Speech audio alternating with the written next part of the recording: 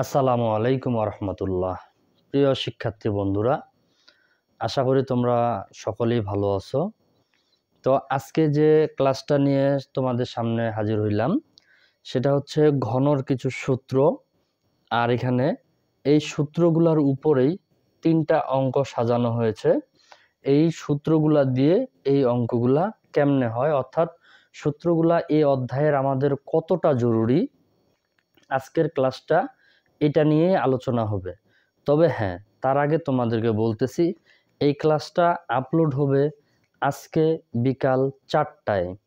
তাই তোমাদেরকে বলবো অবশ্যই চ্যানেলটি এক্ষুনি সাবস্ক্রাইব করে রাখো, সাথে বেল আইকন ক্লিক করে রাখবা যেন ক্লাসটি আপলোড হওয়ার সাথে সাথেই তোমরা নোটিফিকেশন পেয়ে যাও। ধন্যবাদ। আসসালামু আলাইকুম।